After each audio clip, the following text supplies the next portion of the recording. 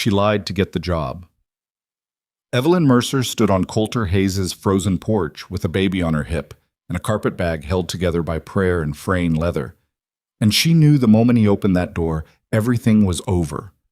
The advertisement had said cook wanted, not cook with infant, not desperate widow with nothing left and nowhere else to go. Just cook. She'd answered it anyway. Coulter Hayes looked at the child, looked at her. His jaw went tight in the way men's jaws go tight when they're deciding something they don't want to decide. If you want to watch what happens when one woman's last desperate gamble meets one man's buried grief, stay with me. Like this video and drop the name of your city in the comments below. I want to see how far this story travels. The notice had been tacked to the post office board in Harlan Creek since the second week of October, and by the time Evelyn Mercer read it, the edges had already started to curl from the cold. Cook wanted. Hayes Ranch, 12 miles north on the Bitterroot Road. Inquire at the property. No references required. C. Hayes. She read it 3 times. Then she read it a 4th time because her hands were shaking and the words kept blurring at the edges, and she needed to be certain she hadn't invented the part about no references. Because references were the problem. References meant someone vouching for her, and the only people who might have vouched for Evelyn Mercer were either dead or 3 states away, and the woman at the Harlan Creek boarding house had already told her, very politely but with the finality of someone who'd said it before, that she had until Friday. It was Thursday. Owen was asleep against her shoulder, heavy the way only sleeping babies get heavy, his breath making a small damp spot on her coat. He was 8 months old. He didn't know they were in trouble. He didn't know his father had left behind a ledger full of debts that Evelyn was still finding, like discovering new rooms in a house she'd thought she knew, each one darker than the last. He didn't know they'd sold the wagon in Billings, the good cooking pots in Miles City, and her mother's cameo brooch somewhere in between. He just slept. Evelyn folded the notice and put it in her coat pocket. Then she picked up the carpet bag from the boardwalk and started walking north. The 12 miles took her most of the day. A freighter gave her a ride for the first 4, a taciturn man with a team of mules who looked at Owen once and then didn't look again, which suited Evelyn fine. She walked the rest, stopping twice to nurse the baby behind bare-limbed cottonwoods, the wind cutting through her coat in a way that suggested November was not going to be gentle this year. The mountains to the west had gone white above the tree line. The sky had the flat pewter color that old-timers called snow sky, though it hadn't fallen yet. Hayes Ranch appeared in the late afternoon as she came over a low ridge. Not the grand spread she'd half imagined and half feared, but something plainer and more honest. A main house with a covered porch, weathered to the color of old bone.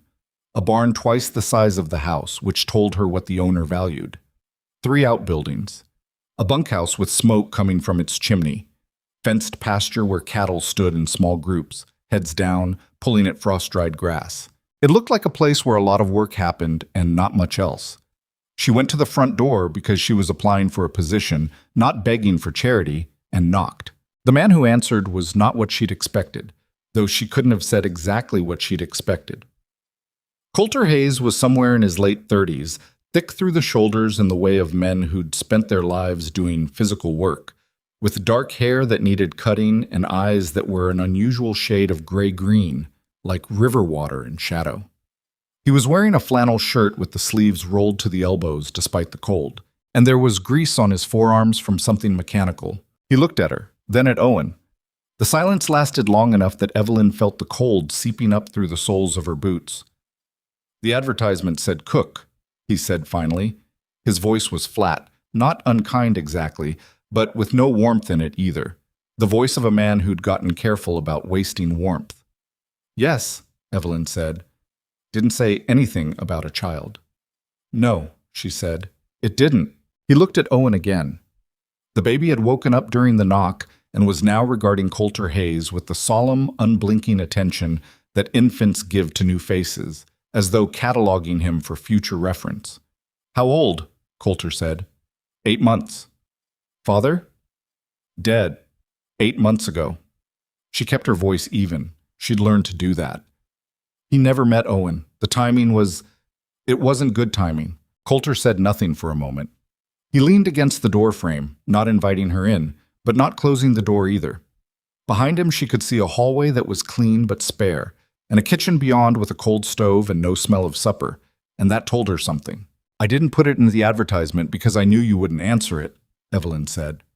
She'd decided on the walk over that if she got this far, she was going to be honest, because she had nothing left to spend on clever approaches. "But I can cook. I can actually cook, not just warm things up. I can manage a kitchen for working men, and I won't waste what I'm given, and I will not be any trouble to you. Neither will he." She shifted Owen on her hip. "He's a quiet baby. He sleeps through the night already. I don't need a wage above room and board until spring, when I can save something and find my footing somewhere else." Coulter looked at her for a long moment. She held his gaze because she'd decided she was going to do that too. Not stare him down, just hold steady, because the one thing she had left was whatever she looked like when she wasn't flinching. "You walked from town," he said. It wasn't quite a question. "A freighter took me partway. In this weather, with the baby. We managed." Something shifted slightly in his expression. Not softness exactly, more like a recalibration of something he'd been calculating.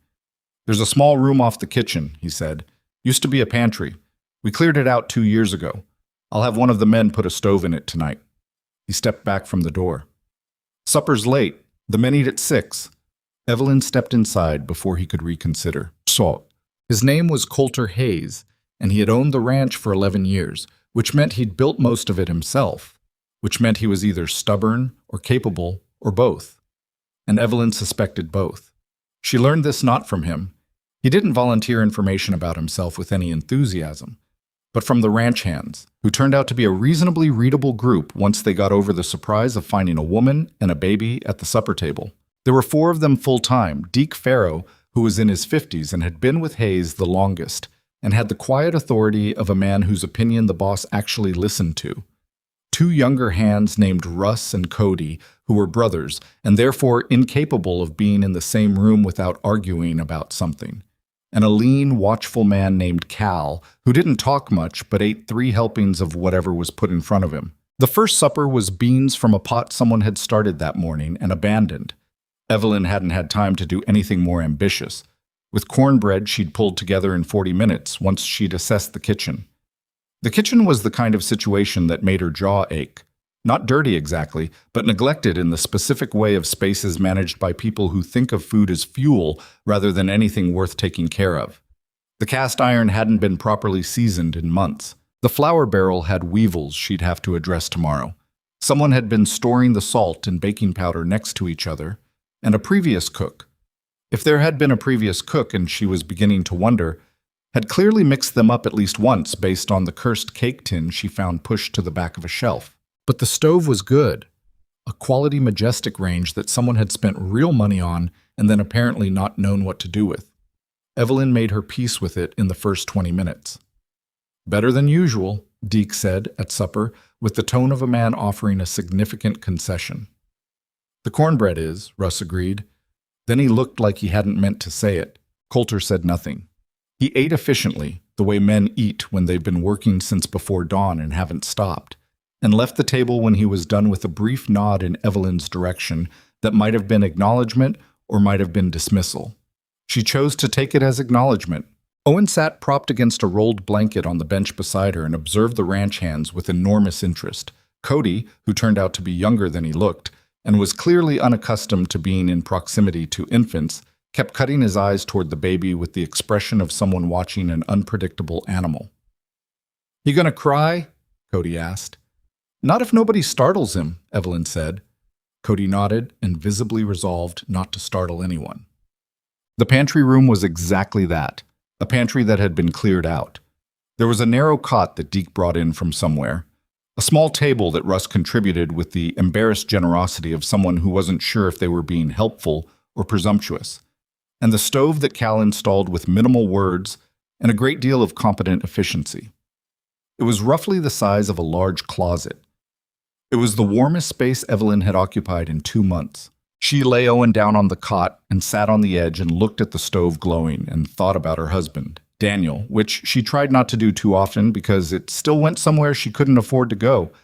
Daniel had been a decent man who made bad decisions, which was a combination that had seemed forgivable when they were courting and had become something more complicated over 3 years of marriage and increasingly urgent creditors. He died of a fever in April without knowing she was pregnant, which spared him certain things and spared her the conversation about the debt ledger, which she'd discovered in June when a man came to the door and started talking in the patient, specific way of someone who's already decided they'll get what they came for one way or another. She'd paid what she could and run from the rest. She wasn't proud of that.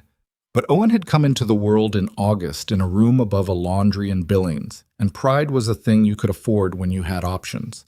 She didn't think about Daniel too long. She banked the stove, tucked Owen against her side, and slept. Bog. She woke before 5 because she needed to, and because in her experience the best way to prove you belong somewhere is to already be working when everyone else arrives. The kitchen in the dark and cold was something she understood. She lit the range, got the coffee going, checked what she had. The weevils in the flour would have to be sifted out carefully. She'd deal with the barrel itself this afternoon. There were eggs, thank God, 1.5 dozen, and a side of salt pork that had been cut into carelessly and needed trimming. There were potatoes in a bin that were starting to eye up but were still good. She found a small cache of dried apples in a tin and put them to soak. She was breaking eggs when Coulter came in. He stopped in the doorway. She wasn't sure if he'd expected to find someone there or had forgotten she existed, and she suspected the latter. "Coffee's on," she said, not turning from the stove. "About 10 minutes." He came in. She heard him move to the window, the small one that looked east toward the barn, and stand there, which she would later learn was a habit of his, looking at the ranch in the dark before starting the day, as though checking that it had survived the night. "You're up early," he said. "I'm always up early." Silence. Then, "You don't have to start that early. 6 is fine." "If I start at 6, you eat at 6:30, Evelyn said. "Deke told me they're feeding cattle by first light. I'd rather they eat before." Another silence, different in texture from the first one. "Deke's been here since Thursday," Coulter said. "I'm not sure he told you that." "He mentioned it." The coffee was ready. She poured a cup and put it on the table without looking at him, and after a moment she heard him pull out a chair and sit. She cooked. The eggs went into the pan with the pork fat and came out right. She had biscuits in the oven from a quick batch she'd put together. Not her best work. Biscuits needed time for the dough to rest, but better than nothing. The dried apples were a compote by the time Deke and Russ and Cody came stamping in from the cold, and Cal arrived last as usual and sat at the end of the bench without a word. The breakfast was eaten in the particular silence of men who are appreciating something without wanting to say so. Evelyn noticed this. She'd learned to notice it. Coulter left without comment, which she was beginning to understand was his version of approval. The first week established what the arrangement would be. Evelyn cooked 3 meals a day and kept the kitchen, which expanded almost immediately into keeping the main house as well, because it was clear that the house had been operating at a bare minimum of maintenance since, she didn't ask since when, but she could guess.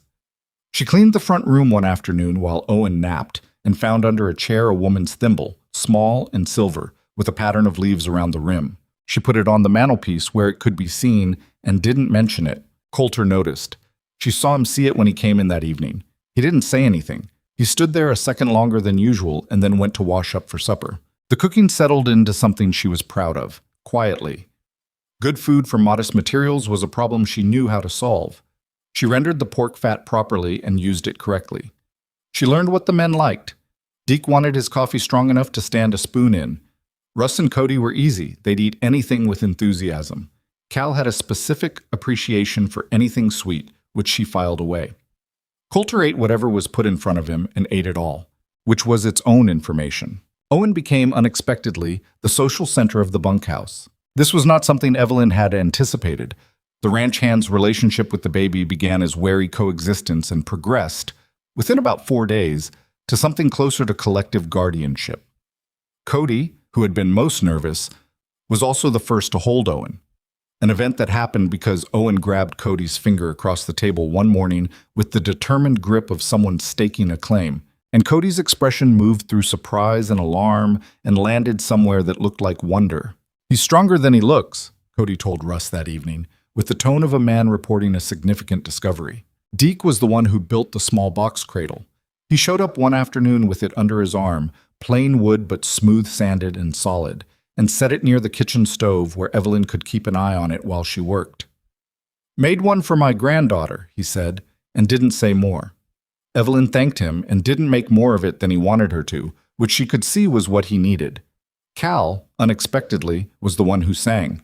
She heard it one evening through the window, coming from the direction of the barn. A low, tuneless kind of humming that resolved into something she recognized as a lullaby, badly remembered. She looked out and saw Cal sitting on an overturned bucket near the barn door, with Owen on his knee, bouncing him with the careful focus of someone diffusing something dangerous. Owen was laughing. Evelyn stood at the window for a moment longer than she needed to, and then went back to the stove. Coulter Hayes, she was learning, was a man who had organized his life around the prevention of attachment. This was not something he said. It was something that existed in the structure of how he moved through his days. The precision of his work schedule. The controlled economy of his conversation. The way he sat at the far end of the table where he could see everyone without being adjacent to anyone. He was not unkind. He was not cold in the way of someone who doesn't feel things. He was cold in the specific way of someone who feels things too much and has decided that the solution to this problem is distance. The thimble on the mantelpiece was the single deviation he'd allowed, and she wasn't sure he'd meant to allow even that. She knew something about that kind of cold. She'd been living in it herself, with different architecture but the same foundation. The difference was that Owen wouldn't let her stay there. Owen had a way of demanding presence, not just physical presence, but actual presence. The kind that meant you had to look at him when he looked at you and respond to what he was doing instead of what you were thinking about. He was pulling her back into the world one small crisis at a time.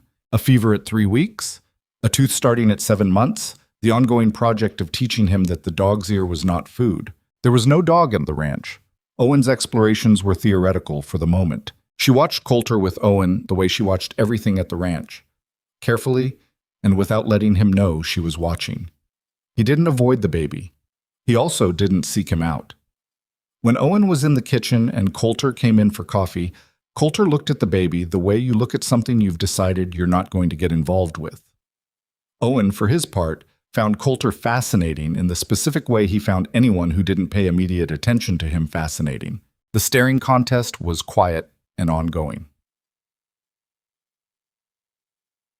The nearest neighbor with any resources was a woman named Iris Belmont, who had a farm 4 miles east and came by the 3rd week of November with a jar of preserved plums and an expression of frank curiosity.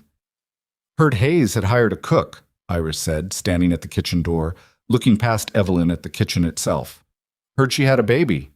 "Both accurate," Evelyn said. "Would you like to come in?" Iris came in. She was around 50, with the kind of weathered competence that Evelyn recognized and trusted.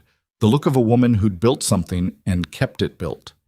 She sat at the kitchen table and accepted coffee and looked at Owen in his cradle with the assessing eye of someone who'd raised children and knew the difference between a thriving baby and otherwise.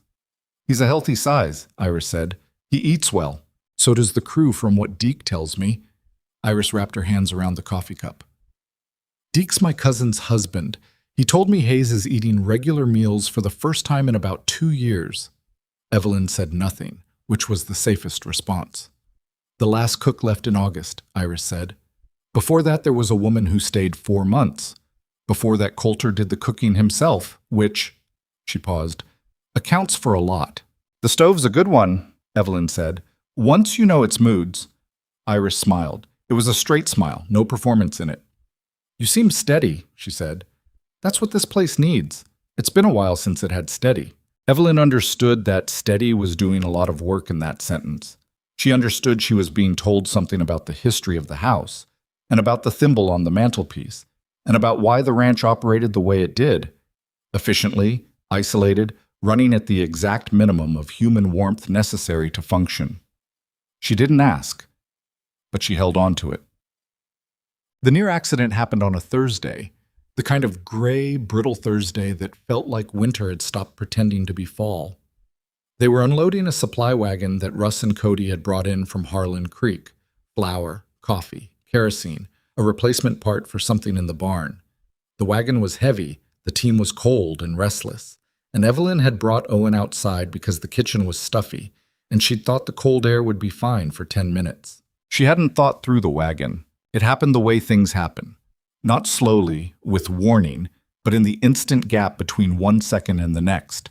Owen was propped against her hip, reaching for the interesting shapes of the fence rail, and then his weight shifted wrong and he lurched, and her grip adjusted, and then he was sliding, and her hand caught his coat, but not enough, and he was going down toward the ground, right as the near wheel of the wagon was rolling back because Russ had the brake wrong.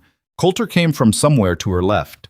She didn't see him move, just registered the sudden displacement of air, and then he was there, between Owen and the wheel, one hand catching the baby against his chest, and one braced against the wagon side, and the wheel stopped 3 inches from his boot.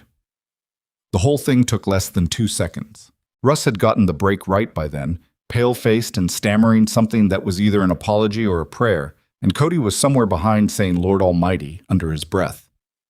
Coulter stood there with Owen against his chest. Owen, who had experienced this entire sequence as an unexpected ride, looked up at Coulter's face with the bright, interested expression of someone who'd enjoyed it. Coulter looked down at him. Something moved across his face that Evelyn had not seen there before. Not quite the controlled distance he usually maintained, and not quite anything she had a name for. He held the baby for another few seconds, maybe longer than he realized, and then he held Owen out to Evelyn without looking at her, and she took him. "Keep him away from the wagons," Coulter said. His voice was level, but it had something in it, something careful, the way you talk when you're managing something that wants to come out a different way. "Yes," Evelyn said. "I'm sorry. I wasn't thinking." He nodded and walked toward the barn. She watched him go. Owen grabbed her collar and pulled it, making a small sound of satisfaction. That evening, after supper, after the men had gone to the bunkhouse and Owen was asleep, Evelyn was washing up at the kitchen basin when she heard Coulter come back in from the barn. He stood at the kitchen door for a moment. "He wasn't hurt," she said, without turning around. She could hear him in the silence behind her. "Owen, he wasn't frightened either, honestly. He thought it was fine." "Babies don't know what should scare them," Coulter said. "No, that's the one advantage they have." She heard him come into the kitchen, heard him pour himself the last of the coffee, heard the chair scrape as he sat. "My wife," he said, and stopped. Evelyn waited. She kept washing the pan. She was good with animals. Better than me, honestly. She could calm a spooked horse in about 3 minutes. He paused. "She died 2 winters ago. Fever. It was fast." "I'm sorry," Evelyn said. "She would have—" He stopped again. She could hear him working out what he was going to say and then deciding not to say it. "She would have liked the way you do the kitchen," he said finally, which she understood was not what he'd meant to say but was true regardless. "That's a kind thing," Evelyn said. She finished the pan and dried her hands and turned, and he was looking at his coffee cup with the expression of a man who'd said more than he intended and wasn't sure what to do about it. She picked up the lamp and said goodnight and left him to it. She lay in the pantry room with Owen warm beside her and the stove doing its small, steady work. And she thought about the look on Coulter Hayes' face when he'd stood there with her son against his chest, 2 seconds after the wheel stopped, not quite ready to let go. She thought about what Iris Belmont had said. This place needs steady. Outside, the first snow of the season started to fall, quietly, without ceremony, the way most things that matter begin. The snow that started that first night didn't stop for 3 days. By the time it did, the ranch had a foot of it packed against the north side of every building. The cattle had been moved to the lower pasture where the windbreak was better, and Evelyn had established, without any particular announcement, that the kitchen was now a functioning operation rather than a place where food was occasionally produced out of necessity. She didn't make a thing of it, she just kept working. The difference shows up in the details. The kind of details that people who've been living without them don't notice until they're there, and then can't imagine going without. The coffee was always ready before the men came in from morning chores. There was always something on the stove in the afternoon, even if it was just a pot of broth. So the kitchen stayed warm, and the smell that hit you when you came in from the cold was something other than cold air and old grease. The cornbread came out right every time now that she'd learned the stove's particular temperament. It ran hot on the left side and needed compensating. Little things. Things that added up. Deke noticed first because Deke noticed everything. He said nothing about it directly, which was how Evelyn knew he approved. What he did instead was start bringing firewood to the kitchen door every morning without being asked, a quiet renegotiation of labor that she accepted in the same spirit it was offered. Russ and Cody noticed in their own way, which was that they stopped tracking mud through the kitchen as a matter of course and started leaving their boots at the door, an evolution that happened gradually and apparently without either of them consciously deciding to do it. She'd never asked. She'd just mopped the floor twice in front of them with a particular focused energy, and the message had transmitted itself. Cal, who was not a man given to behavioral change, started hanging his coat on the hook beside the door instead of dropping it on the bench. This was the full extent of Cal's accommodation, and she respected it. Coulter was harder to read, which she'd accepted as the nature of the situation. He was around more during the 3 days' snow, the weather kept the work inside, and his presence in the house created a specific kind of quiet, the quiet of someone trying not to occupy space. He worked at the kitchen table sometimes, going over figures in a ledger with the focused scowl of a man who understood numbers but didn't trust them to stay where he put them. She cooked around him. He moved the ledger when she needed the table. They developed a kind of maneuvering around each other that had its own wordless efficiency. Owen, as usual, declined to observe any social conventions about who was approachable. It was on the second snow day that Owen decided Coulter Hayes was the most interesting thing in the room. Evelyn had put him on a blanket on the floor near the stove with a wooden spoon and a tin cup, which was enough to occupy him for about 8 minutes, and then he'd rolled himself toward the table with the purposeful locomotion of someone who'd figured out that rolling was faster than crawling and hadn't yet discovered crawling was faster than rolling. He arrived at Coulter's boot and grabbed it. Coulter looked down. Owen looked up. His expression was the one he used when he was deciding whether something was worth investing in. A considering look, more serious than a baby's face usually managed. Then he said, "Bah," which was his current all-purpose word, and slapped his palm on the boot twice. "He does that," Evelyn said from the stove without looking. "He's not going to stop." "I noticed," Coulter said. She listened to the silence from the other side of the kitchen. "What do you do?" Coulter said. "With him?" "When he does that." "Usually I let him do it until he finds something more interesting," she said, "which takes about 3 minutes." Another pause. Coulter said, which was Coulter's version of several things, and she'd gotten better at telling them apart. This one was closer to all right then than anything else. She glanced over her shoulder. Coulter had gone back to his ledger, and Owen had progressed from the boot to the table leg and was investigating it with the same careful palm slapping.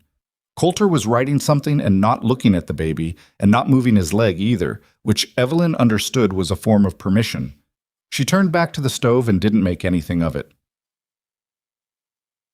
The thing about winter on a working ranch was that it didn't stop the work. It just changed the work. Cattle still needed feeding and checking. Equipment that broke in summer got fixed in winter when there was marginally more time for it. Coulter spent long hours in the barn doing things to machinery that Evelyn had no technical knowledge of, but could judge by outcome, which was that things that hadn't been working started working. Deke managed the cattle with the calm competence of someone who'd done it 30 winters in a row. Russ and Cody argued about everything and got it done anyway. Into this, Evelyn found her own rhythm. Mornings were the kitchen. Breakfast, cleaning up from breakfast, bread if she had time, starting something for the noon meal. Afternoon, she had a window of 2 or 3 hours when Owen slept and the kitchen was clear, and she'd started using some of that time to sort out the house, not in a way that announced itself. She wasn't rearranging furniture or imposing herself on a space that wasn't hers. She was doing the kind of maintenance that a house needed and didn't get when everyone in it was focused on everything outside it. A curtain rehung properly so it didn't let in a draft, a loose stair tread that she mentioned to Cody and that got fixed the next day, a window sash that had swollen in the damp and needed planing. She found, in a trunk in the front room, a folded quilt in a pattern she recognized as double wedding ring, handmade and careful. She shook it out. It was clean, just stored. She put it on the back of the settee in the front room, folded over the arm the way you'd put it if you were going to use it rather than preserve it, and left it there. Coulter said nothing about it. But 2 evenings later, she found him in the front room after supper, sitting with a cup of coffee and a mechanical catalog with the quilt pulled across his legs. He glanced up when she came through to bank the stove, and she said good evening, and he said the same, and she went on through. And that was all. and she thought that was exactly right. Look, Iris Belmont came back in early December with her husband, a quiet man named George, who shook hands twice with everyone and seemed genuinely uncertain of what to do beyond that. Iris brought bread and a hard cheese and an agenda, which she deployed over coffee at the kitchen table while George and Coulter went to look at something in the barn that George apparently had knowledge about. 3 families left the county since September, Iris said, without preamble. She had that way of starting in the middle of a conversation she'd already been having in her head. Packed up and went south. All of them had borrowed from the same man. Evelyn put coffee in front of her. Who's the man? Gideon Voss. Iris said the name without any particular inflection, but watched Evelyn's face as she said it. You'd have heard of him if you were from around here. He runs cattle east of the valley, but that's not really his business. His business is paper. Loans, deeds, interest structures. Iris wrapped her hands around the cup. He finds people who need money, and he loans it to them, and then he finds ways to make sure they can't pay it back. Adjustments to the terms, fees they didn't know about, interest that compounds different than they were told. She paused. The families that left, their places have been absorbed into Voss's holdings. Legally, all of it documented. Evelyn sat down across from her. Why are you telling me this? Iris looked at her straight. Because you're a widow with a baby and no property, which is exactly the kind of person Voss notices. She hesitated, then added, and because your husband was Daniel Mercer. The name landed differently than it usually did. Evelyn kept her face level. You knew him? No. But I know Voss had paper on a man named Mercer out of Miles City. I remember it because it was a larger figure than usual, and because the man died before Voss could collect. She paused again. I don't know if that paper died with your husband, but if it didn't, and if Voss has been patient enough to let it sit, she stopped. Then it follows me, Evelyn said. I don't want to alarm you without cause, Iris said, though her tone suggested she thought there was cause. Evelyn was quiet for a moment, looking at the table. Owen was in his cradle in the corner, asleep, one fist curled under his chin. She watched him breathe. I knew there was debt, she said. I knew I hadn't found all of it. It may be nothing, Iris said. I may be adding worry where there isn't any, but you ought to know the name at least. Gideon Voss, Evelyn said. Gideon Voss, Iris confirmed. They sat with that for a moment, and then Evelyn refilled both cups, and they talked about other things, because there was nothing else productive to do with it right now. And because the other things, Iris's grandchildren, the county's plan for a new schoolhouse, whether the winter was going to run long, were the kind of things that reminded you there was a future to get to. Saw it. She didn't tell Coulter right away. She wasn't sure why, except that the information felt premature. A concern without a shape yet, and she'd learned that concerns without shape were better kept until they developed edges you could work with. She filed the name away with the flat, deliberate attention she'd learned to give to things that might matter. December settled in fully. The days shortened until the light was gone by 4 in the afternoon, and the hands came in from the cold-looking carved from it. She started making things that required the oven more: baked potatoes, roasted meat when they had it, pies from the dried fruit she'd been hoarding. The pies were a tactical decision. She'd noticed that something baked in the oven kept the kitchen warm an extra hour, which meant the room where Owen spent most of his day stayed livable longer without running through firewood. It was during the pie making that Coulter finally offered something closer to a real conversation. He came in from outside at mid-afternoon, which wasn't his usual pattern. Something had come up with one of the cattle, and he'd spent 2 hours in the cold resolving it, and he came in moving like a man whose hands hurt from the temperature. He went to the stove and stood with his back to it and his palms out, which was something all of them did coming in from that kind of cold, and Evelyn put a cup of coffee on the shelf beside him without comment. Lost a calf, he said. Couldn't get to it in time. I'm sorry. It's the 4th one this winter. He stopped. That's more than usual. She could hear in his voice the specific fatigue of someone accounting losses against expectations, doing the arithmetic of a life that runs on margins. She'd heard Daniel do something similar once, near the end, going through the books late at night with that same quality of controlled worry that wasn't quite controlled. Is that going to be a problem? She asked, because she thought he might need someone to just ask it straight. He was quiet a moment, turning the cup in his hands. Not a disaster, he said, but it tightens things. Spring's going to need to be a good one. Springs usually are, aren't they? After hard winters. He glanced at her sideways. You always look at it that way? I don't always feel that way, she said, honest. But I try to look at it that way, which is a different thing. He considered that. I suppose it is, he said. Owen woke up from his nap and announced this fact at volume, and Coulter straightened from the stove and finished his coffee in one go and went back to whatever needed doing, and the conversation ended the way their conversations usually ended. Not finished exactly, but set down somewhere they could both find it again. Christmas came without much ceremony because that was the nature of a working ranch in hard weather. Evelyn made a proper meal of it, a roasted chicken they could afford, sweet potato and dried cranberry on the side, a cake she'd been planning for 2 weeks and had to engineer creatively given what was in the pantry. Iris and George came, and Iris brought a length of good wool fabric that she pressed into Evelyn's hands with a look that meant this is practical, not charity, which Evelyn appreciated more than she could say. Deke, it turned out, played fiddle. Nobody had mentioned this.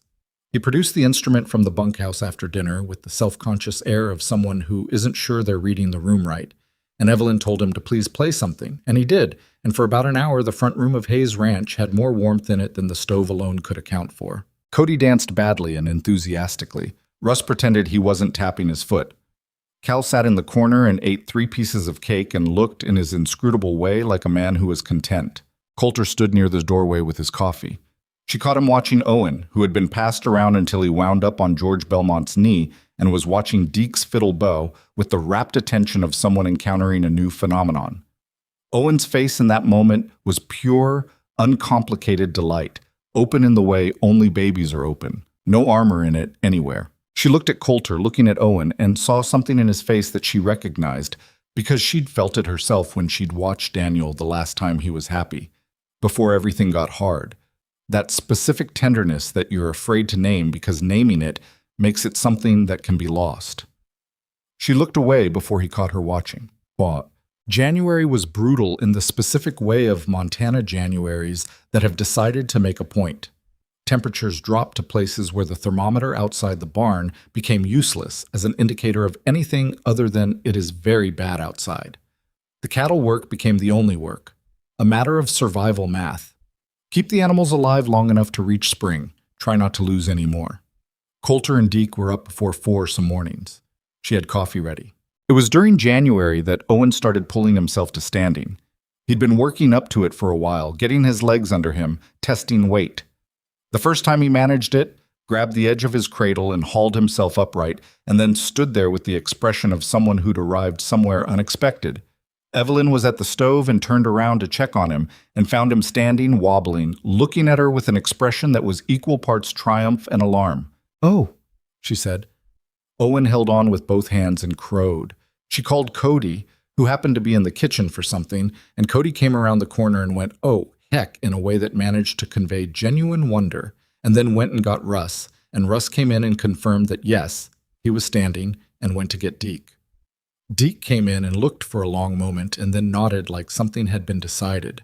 Coulter came in 10 minutes later for a coffee refill and found 4 people standing in his kitchen watching a baby hold on to a cradle. "He's standing," Cody explained unnecessarily. Coulter looked at Owen. Owen looked at Coulter. Owen let go of the cradle. This was not a good decision on Owen's part. He immediately sat down hard on the blanket, which startled him into a face that suggested he was deciding whether to cry about it. He decided not to, which was also Owen's character, the same quality Evelyn recognized in herself, the refusal to perform distress when you could just get back up. He grabbed the cradle again and pulled himself upright, more confident the second time. Coulter said, in the tone that meant something, and poured his coffee and went back to the barn. But he walked slightly slower than usual going out, and Evelyn saw him pause at the door for a half-second before he pushed through it. In February, Evelyn sat down after supper with a candle and her mending basket and started working through what needed patching before spring. Her own things, Owen's things that he was simultaneously outgrown and wearing out. She'd been doing this for a month, adding to it as pieces came apart, and she'd been thinking about the wool fabric Iris had given her at Christmas. Owen needed something warmer. She wasn't a fine seamstress. She'd learned sewing the way she'd learned most things, practically and under duress. But she could manage a coat well enough if she was careful. She was cutting a pattern piece at the kitchen table when Coulter came in later than usual, with the look of a man who'd been thinking about something for a while and had finally decided what to do with it. He sat down at the table, not at the far end where he usually sat, but across from her. "Deke told me," he said, "that Iris mentioned something to you. About Voss." She put down the scissors. "Yes." "You didn't say anything." "I didn't know what to say yet," she said. "I don't know if there's anything to it." "There might be," Coulter said. He looked at the table between them. "Voss and I have history, not personal, but he's tried to acquire water rights along this stretch twice. I've had attorneys involved both times. He backed off, but that kind of man doesn't actually back off. He just waits." Evelyn was quiet. "If he has paper on your husband's estate," Coulter said, "he'll use it. Doesn't matter that you're—" He stopped, recalibrated. "Doesn't matter the circumstances. Men like Voss treat circumstances as something to route around, not something that changes the destination." "I know," she said. "Do you have any records? Anything your husband had that might show what was paid?" "I have some," she said. "Not all of it. I found what I could find after he died, but the records weren't. Daniel wasn't organized." She said this without bitterness, but without pretending it wasn't true. "Some of it I paid down myself. Some of it I don't know if I paid or if I ran." Coulter looked at her. "That's honest." "I'm tired of being anything else." He nodded once, the way he nodded when he was accepting something rather than agreeing with it. "If something comes," he said, "I want to know right away. Don't try to handle it alone first." She looked at him. "Why?" The question seemed to catch him slightly off guard, like he'd expected the conversation to end before it. "Because you're on this ranch," he said, "and what happens to you affects this ranch." He paused, and she got the sense that wasn't the whole answer, but it was the answer he was going to give right now, and she wasn't going to push it. "All right," she said. He pushed back from the table, stopped, looked at the piece of wool she was cutting. "That for Owen?" "A coat. He's outgrowing what he has." Coulter looked at it another second. Then he went to the cabinet and opened a drawer she'd never opened. It stuck. She'd tried it once and assumed it was storage, and took out a folded paper and put it on the table beside her cutting. It was a pattern, a proper coat pattern, cut from brown paper and annotated in a woman's handwriting. Small sizes designed for a child. "She made things," he said, not looking at her. "Saved the patterns." He went to bed.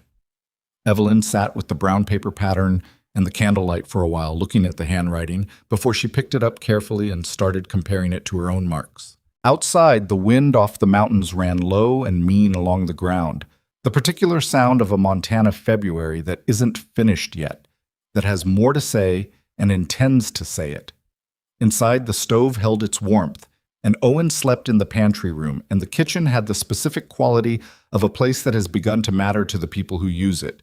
Worn in the right places, warm in the ways that count, carrying in its walls the slow accumulation of ordinary days that are, when you add them up, something more than ordinary. Gideon Voss arrived on a Tuesday in the first week of March, when the snow was still deep in the shaded draws, but the south-facing slopes had begun to show brown at the edges, that tentative, unconvincing hint of spring that Montana offered, and then frequently took back. He came in a good buggy with a matched pair of bays and a man riding behind him that Evelyn recognized, in her gut if not her memory, as the kind of man who was paid to be large and present and say nothing.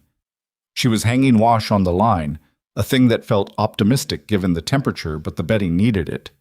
When the buggy came up the ranch road, and she watched it come with the specific quality of attention she'd developed over the past months for things that didn't belong. She'd never seen Gideon Voss before, but she recognized him the way you recognize certain types before they've introduced themselves. He was around 60, well-dressed for a ranch call in a way that was itself a statement. The coat was good wool, the boots were clean, the hat was the hat of a man who wanted you to know he didn't work outdoors. His face was the kind of face that had probably been handsome once and had since reorganized itself into something more useful. A face that looked reasonable and patient and gave away nothing it didn't choose to give. He stepped down from the buggy and looked at her the way men like that looked at women in her position. Not rudely, not with hostility, just with the flat, measuring attention of someone assessing a variable. "Mrs. Mercer," he said. Not a question. Her stomach dropped, but she kept her face steady. "Yes." Gideon Voss. He offered this like a gift, like a name she should be glad to have. "I wonder if Mr. Hayes is available." "I'll find him," she said. "You can wait on the porch." She didn't invite him in. She left the wash half-hung and went to the barn where Coulter was working on a piece of tack with the focused unhappiness of a man who'd been putting it off and couldn't anymore. She said the name, just the name, Gideon Voss, and watched his hands stop. He put down the leather and the awl. "Is he in the house?" "On the porch. He knew my name." Coulter looked at her for a moment. His jaw had gone tight in that way she'd come to read, the way it went when he was working something out that he didn't like the shape of. "Go inside," he said. "Stay in the kitchen. Bring Owen." She did, but she stayed near the kitchen window that faced the porch, and she could hear well enough through the cold air. Sec. Voss was pleasant. That was the thing that was hard to hold on to afterward when she was trying to describe it to Iris, how pleasant he was. How reasonable the whole opening of the conversation sounded. Two men on a porch on a cold March morning talking through a straightforward matter of paperwork. "I have no quarrel with you, Hayes," Voss said. "None at all. My business is with the Mercer estate, which I believe you're housing." "She's my cook," Coulter said. His voice was flat and careful. "Of course. And I'm sure she's a fine one." A pause. "Her husband carried a note with my company for $740 principal. The interest has been running since his death. I've been patient, given the circumstances, the woman's situation, the child, but patience has its natural limits, and the total now stands at $1,160. There was a silence. Evelyn did the arithmetic involuntarily, the kind of reflex she'd developed since Daniel's death. Quick mental arithmetic on figures that never came out the way she needed them to. $1,160 was more than she'd earn in 3 years at current wages.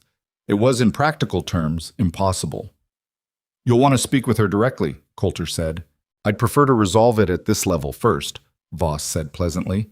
"I find these conversations go better when the intermediaries are men who can be practical." "I'm not her intermediary." There was something in Coulter's voice that had gotten harder, not louder, just harder. "She's not a party you negotiate around." A brief pause as though Voss was recalibrating. "Of course not. I meant no disrespect." He sounded like he meant it, which was the thing about him. "The matter is simple enough. The debt is legitimate. I have the original note signed by Daniel Mercer, along with the interest schedule he agreed to. I'm prepared to offer Mrs. Mercer a reasonable resolution. She signs over any property claims she may be holding. We consider the debt settled." "She doesn't have property. She may have claims she's not aware of. Her husband had a parcel filed in his name in Custer County. It's modest, not worth fighting over. But paperwork is paperwork." Coulter said nothing for a moment. When he spoke, his voice had gone very quiet. "Leave the documents with me." "I'd prefer—" "Leave the documents. We'll review them and respond within the week." Another pause. Evelyn could almost hear Voss deciding whether to push and deciding against it. Not because he was deterred, she thought, but because he was patient. Patient was his whole method. Patient and reasonable and inexorable. "Of course," Voss said. "I'll leave copies. I have the originals safely filed." She heard the sound of a case being opened, papers changing hands. "I do hope we can resolve this without involving the courts. That process tends to be costly and slow, and I'm aware of the fragility of Mrs. Mercer's position." The last word landed the way he intended it to. She was sure of that. Fragility. Not said unkindly. Just said. She heard his boots on the porch steps, the sound of him getting back in the buggy, the bays moving off down the road. She heard Coulter stand on the porch for another minute before the door opened. He came into the kitchen with the papers in his hand and put them on the table between them. He didn't say anything immediately. He poured coffee, put a cup in front of her, and sat down. Evelyn picked up the first page. The original note was there. Daniel's signature at the bottom in the handwriting she knew. The round, slightly backward slant of it, a signature she'd seen on 100 things. That was real. Daniel had borrowed money from Voss, or from Voss's company, Territorial Credit and Lending, which was printed at the top of the page with a small engraved logo of scales. $740 in December of 1885. She remembered that winter. The note on the horse operation, the one that was supposed to pay off in the spring and hadn't. But the interest schedule attached to the note was not a document she recognized. It was typed, neat, official-looking, with a rate that didn't match anything she remembered Daniel ever describing. Compounding quarterly, additional fees for late payment that were themselves subject to interest. This rate, she said. I know, Coulter said. This isn't... Daniel told me the terms. When he took the loan, he talked about it because he was relieved it was manageable. She set the paper down. This isn't what he told me. Can you prove that? She looked at him. I'm not asking it the way Voss would, Coulter said. I'm asking because it's the question that matters. Do you have any of your husband's records showing what the terms actually were? She thought. I have some things. Letters, some receipts. I don't know if any of it covers this loan specifically. She paused. I paid $200 against it, after Daniel died. I have a receipt for that. I made sure to get a receipt. Coulter's eyes sharpened slightly. From Voss? From someone in his office. Miles City. That receipt matters, he said. If you paid $200, that changes the arithmetic of what's owed. But more than that, it means you engaged with the debt, which means you acknowledged it, which means the terms attached to the acknowledgement matter. She could follow most of it. You know something about this? I've had lawyers before, he said. Twice with Voss's company. I told you that. He pushed his coffee cup aside and spread the papers on the table. This interest schedule, so the rate is usurious. It may not matter if Voss has friends on the right bench, but it's the first argument. He traced a finger along the compounding schedule. And the quarterly compounding isn't standard. Most notes in the territory run simple interest. Somebody put this schedule together knowing that most people wouldn't read it close enough to question it. Voss? Or couldn't, Evelyn said. Or couldn't, he agreed. He sat back. Evelyn, the Custer County parcel. Do you know anything about it? She shook her head slowly. Daniel had interests in a few things. I didn't know the details of all of them. Voss does. That's not accidental. He was quiet for a moment, looking at the papers with an expression she'd come to associate with him doing arithmetic he didn't like. If that parcel has any value, and Voss can attach a lien to it through this debt, he gets the property for a fraction of what it's worth. That's what he's after. Not the money. The money is just the mechanism. She already knew that, she realized. She'd known it since Iris told her the name in December, the way she knew things she'd learned to learn the hard way. Not with surprise, but with the sick familiarity of a pattern repeating. The families that left, their places absorbed into Voss's holdings. What do I do? She said. It wasn't quite a question. It was the thing you said when you'd already run the options and come up short and needed someone else to run them too, to see if they got a different answer. Coulter looked at her for a moment. Then he said, First, you stop worrying about it tonight. Tonight it's just paper on a table. He gathered the documents and set them aside, not dismissively, but with intention, like putting a tool down instead of leaving it where someone could step on it. Tomorrow I'm going to write to an attorney in Helena, a man named Pritchard. He's the one who handled my water rights disputes. He's not cheap and he's not quick, but he's thorough, and he knows how to read a document like this. I can't pay an attorney, Evelyn said. The words came out flat, not self-pitying, just factual.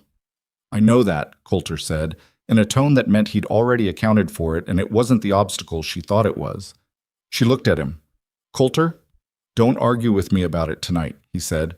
Go see to Owen. I'll clean up. She looked at him for another moment, trying to find the shape of what he was offering and what it would cost him and what it meant, and she couldn't quite get to all of it.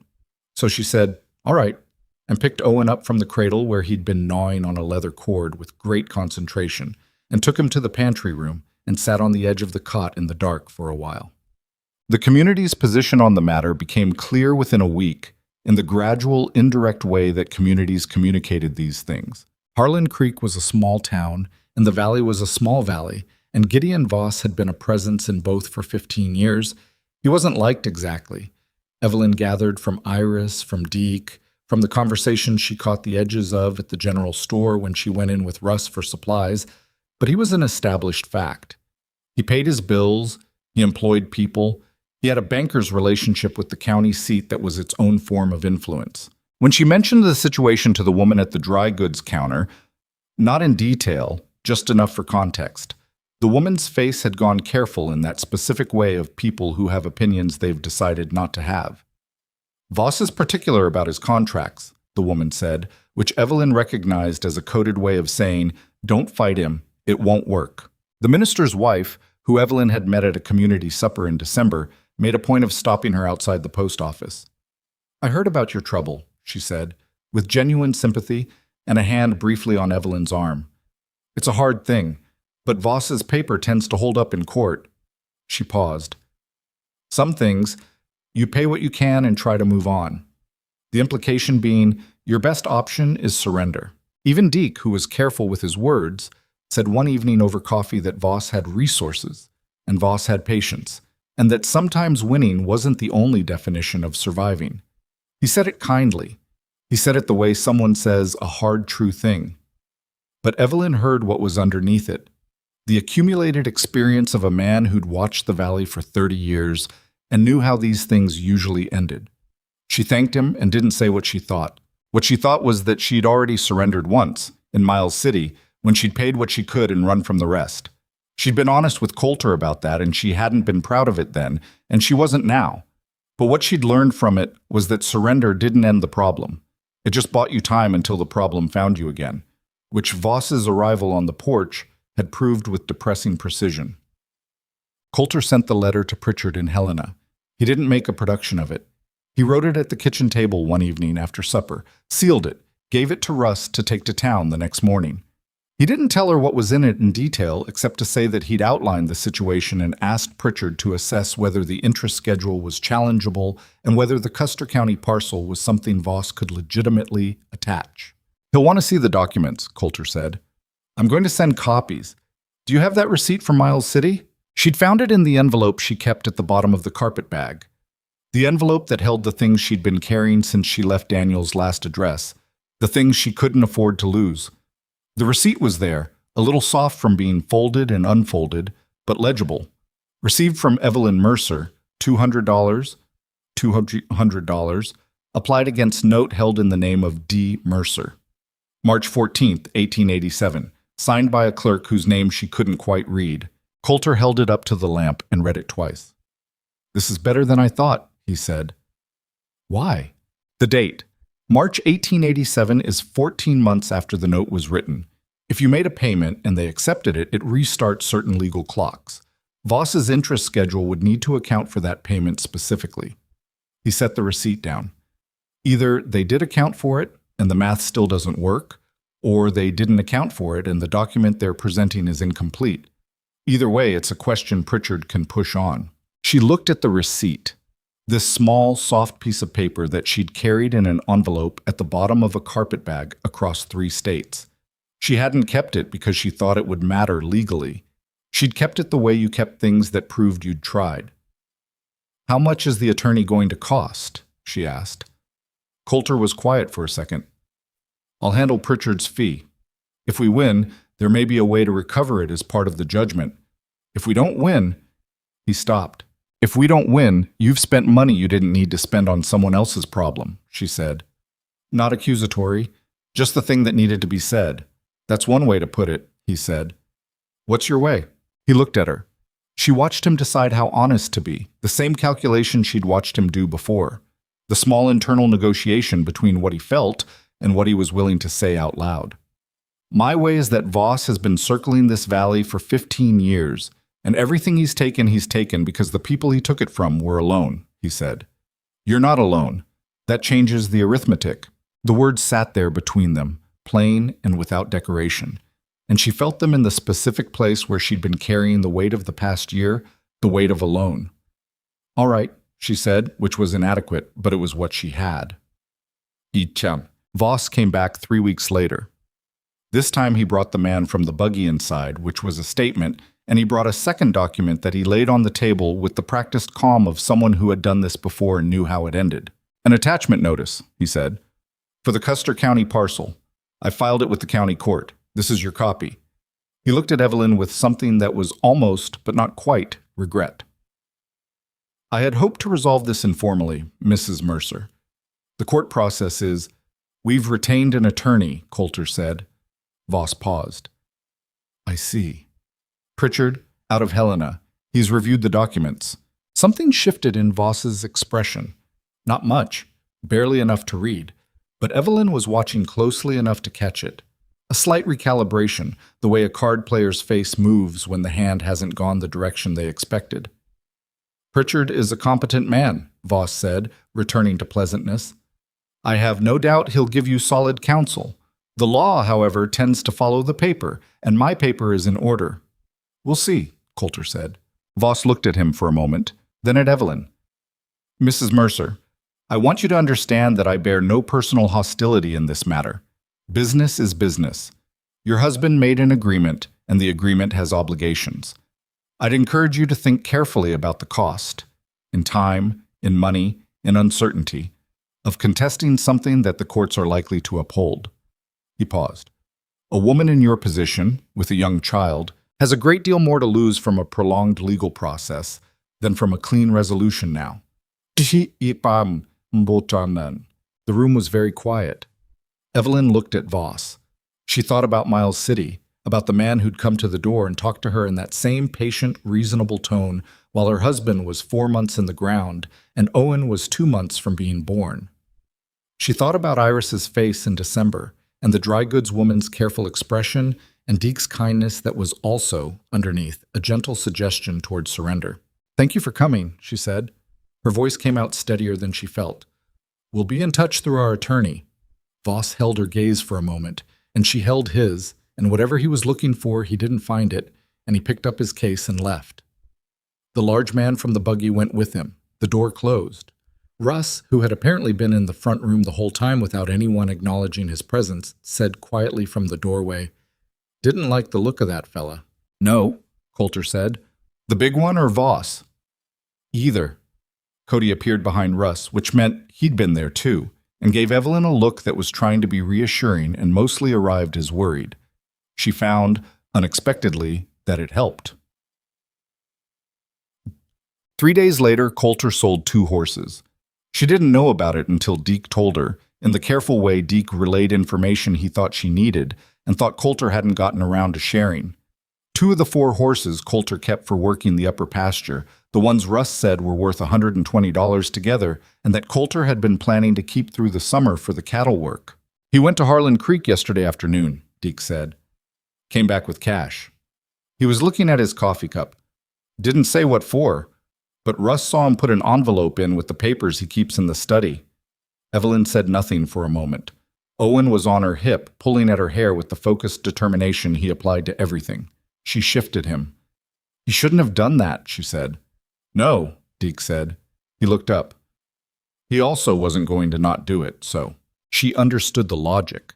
She didn't like the logic, but she understood it. She went and knocked on the study door and opened it when he said, Come in, and he was at the desk with the ledger open, and he looked up with the expression of a man who knows what the conversation is going to be. Deke told me, she said. Deke talks, Coulter said, without heat. You sold the pasture horses. I sold 2 horses, he said. The ranch has 3 others and can manage the upper work with those through summer. Coulter. Don't. He said it quietly. I've thought about it. The horses are a manageable loss. Losing the summer season to a legal fight that runs out of money halfway through is not manageable. Pritchard charges by the hour, and he's going to need to travel to Helena twice and possibly to the county seat. He closed the ledger. The money is spent. Don't make me defend it. She stood there in the doorway for a moment. Owen grabbed the doorframe and tried to assist in some unspecified way. I'll pay you back, she said. I don't know when, but I will. I know that, he said. That's not why I did it. She wanted to ask him again, the way she'd asked about the porch conversation in February. Why? And she could feel that he'd give her a different answer this time, something closer to the real one, if she pushed. She could feel them standing very near to something that neither of them had named yet. something that had been building in the architecture of small moments for months. The coat pattern in the drawer, the quilt across his legs, Owen's hand on his boot, the quiet of two people learning to exist in the same space and finding it, against both their expectations, livable. She didn't push. Not because she didn't want to, but because some things needed to arrive in their own time. And forcing them early broke them. "Thank you," she said instead. He nodded once, and she took Owen and went back to start supper.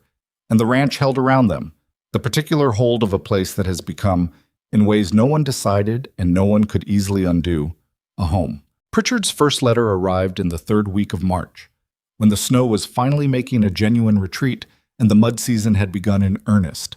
That particular period on a Montana ranch, when the ground couldn't decide what it was, and everything that moved across it paid for the indecision. The letter was 4 pages, dense, with legal notation that Evelyn could follow in parts and not in others, and Coulter read it twice at the kitchen table before he handed it across to her without comment. She read it once, slowly, then again faster, picking out the structure of it. Pritchard's assessment was careful and precise, in the way of someone who had learned not to promise things to people in difficult situations. The interest schedule, he wrote, was aggressive but not unprecedented. There were precedents in territorial courts where similar structures had been upheld. The rate itself was high enough to challenge, but challenging it would require demonstrating that the terms as presented to Daniel Mercer at signing were materially different from the schedule now being enforced, which required evidence of the original conversation, which was difficult to produce when the borrower was dead, and the only other party to the conversation was Voss's man. The payment receipt, however, was something else. Pritchard had looked at the receipt from Miles City and written 3 paragraphs about it, which was more than he'd written about anything else. And Evelyn read those 3 paragraphs with the kind of attention she usually reserved for things Owen was doing when it was quiet. The receipt showed payment accepted without any notation adjusting the interest schedule. Under territorial contract law, a creditor accepting payment while maintaining the original terms implicitly confirmed those terms as the operative agreement. If Voss's office had accepted $200 without reissuing an updated schedule, it created what Pritchard called an ambiguity of record, language she understood to mean, "This is a crack in the wall." "He thinks we have something," she said. "He thinks we have something to work with," Coulter said, which was a distinction she recognized. "That's different from having something. He says we need the original note terms, whatever Daniel was told when he signed." "Which Daniel can't tell us." Coulter had his coffee on the table and was turning it slowly, a habit she'd noticed when he was thinking. "But somebody was in that room when your husband signed. Voss doesn't do these things himself. He has men who handle the paperwork." "The clerk who signed my receipt?" "Possibly. Or a different one. The office in Miles City. Do you remember the address?" She did. She'd been there twice. She described it, and Coulter wrote it down on the edge of the letter and underlined it. "I'll put that in the next letter to Pritchard," he said. "If the clerk who signed your receipt is still working for Voss, he may know what the original terms were. If he's not still working for Voss, that might be even better." Evelyn looked at him. "You think someone's left his employ who might talk?" "I think men who do that kind of work for men like Voss don't always stay long, and they don't always leave happy." He picked up the letter and folded it back on its creases. "It's a thread worth pulling, but..." April came with all its contradictions. Warm afternoons that made you believe in things. Cold nights that reminded you not to believe too hard. The calving season started in the last week of March and ran through mid-April, and the ranch operated on about 4 hours of sleep per night for everyone, including Evelyn, who was not directly involved in the calving, but who maintained a kitchen that ran around the clock because a man who'd been up since 2 in the morning checking on a heifer needed something hot when he came in regardless of what hour it was. She kept the stove banked low and a pot of something going at all times. She slept when Owen slept and woke when the kitchen door opened. This was, she recognized, not sustainable over any long period, but it was manageable for the duration of calving, and managing things for a duration was something she had practice in. Owen, who had been pulling himself to standing for 2 months, took his first real steps on an April morning when the light was coming in the east kitchen window at the particular angle that made it look like a different room, warmer, more generous. He let go of the cradle edge and took 3 deliberate, wide-legged steps toward Evelyn's knee, and then sat down with a thump, and looked up at her with an expression of complete satisfaction. She picked him up and held him tighter than she meant to, and he tolerated this for about 4 seconds before he wanted down.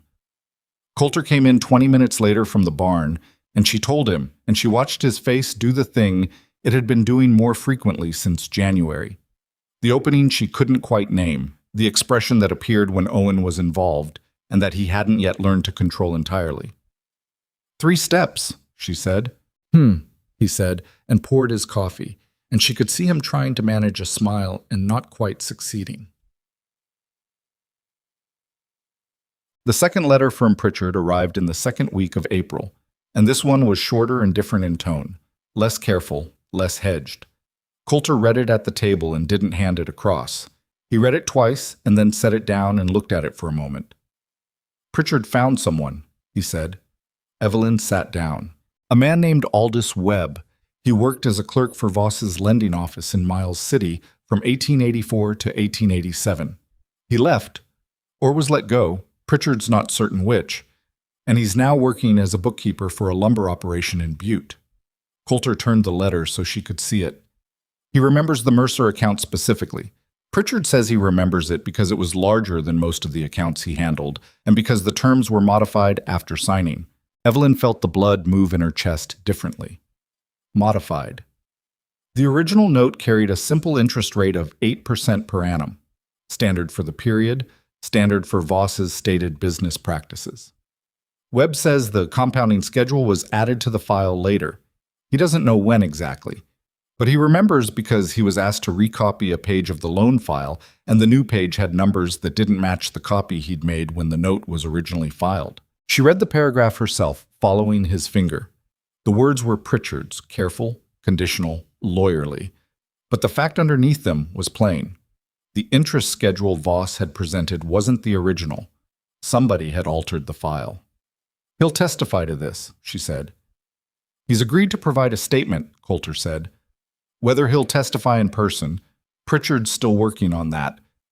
The man may be reluctant. Voss has reach, and Butte isn't that far from Miles City. But even a statement changes the character of the case. He sat back. It goes from a debt dispute to a question of document integrity. That's a different kind of case, harder to decide on the paper alone. She thought about the day Voss had stood in this kitchen and said, "A woman in your position has a great deal more to lose." She thought about how reasonable he'd sounded, how inevitable. Pritchard says there's one more thing, Coulter said. He was looking at the last page of the letter. He reached out to the county recorder's office here, Harlan Creek County, to look at the property records for the families who've sold or vacated in the last 3 years. He wanted to see if there was a pattern to the Voss acquisitions. He paused. There's a pattern. How many families? 7. All of them had notes with territorial credit and lending. All of them vacated or signed over property within 18 months of a payment dispute. Pritchard says he can document 6 of the 7 with public records alone. The 7th left the territory and isn't available. He set the letter down. 7 families, Evelyn. Not a mistake. Not bad luck. A system. The word sat in the kitchen like a stone dropped in water, the ripples of it spreading. 7 families. 7 cleared pieces of land, absorbed and renamed and producing value for a man who'd manufactured the mechanism of their dispossession from a well-appointed office in a clean coat. She thought about the Custer County parcel, the modest thing Daniel had filed that she hadn't known about. She thought about Voss's phrasing. She may have property claims she's not aware of. The way he'd known about it, cataloged it, filed it in whatever system he used for tracking people's vulnerability. What do we do now? She said. Pritchard wants to file a counter-complaint, Coulter said. Not just defend against the debt claim, but file against Voss for fraudulent modification of a lending document and pattern of predatory collection. It changes the shape of the whole proceeding. That's bigger. It's riskier, he said. More expensive. Longer. And it means Voss comes after us harder, because now we're not just a problem to solve, we're a threat to the whole operation. He looked at her steadily. But it's also the only approach that has a chance of ending it instead of just surviving it. She held his gaze. What do you want to do? I want to know what you want to do. It's your name on the original note. She looked at the table.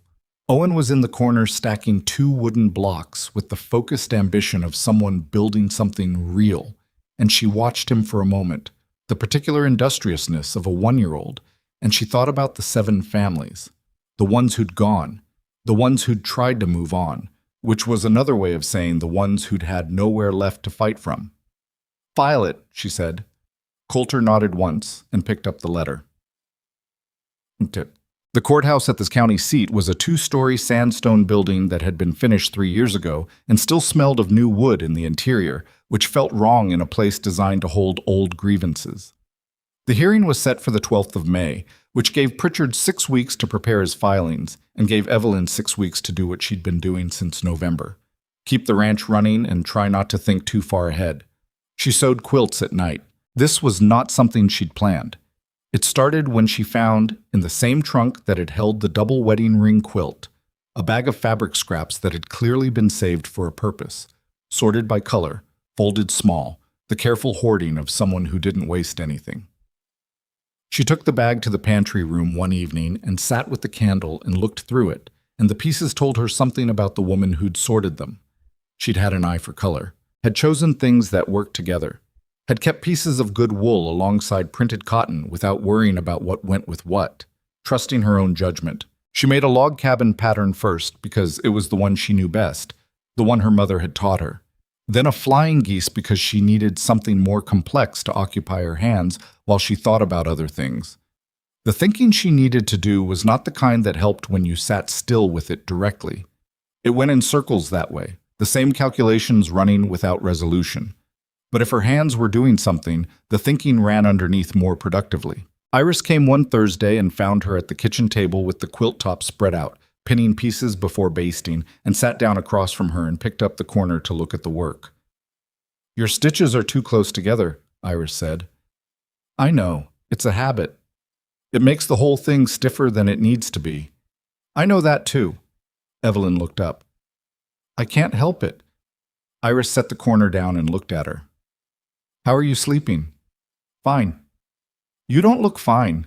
"I'm sleeping fine. I'm thinking too much while I do it, but that's different." Iris poured herself coffee without asking, which was the mark of someone who'd been in the kitchen enough times to feel entitled to it. "Pritchard's good," she said. "I know 2 families who've used him. He won both cases. He told us this might not resolve the way we want it to. He tells everyone that. He's careful." Iris wrapped her hands around the cup. "George spoke to the county recorder last week.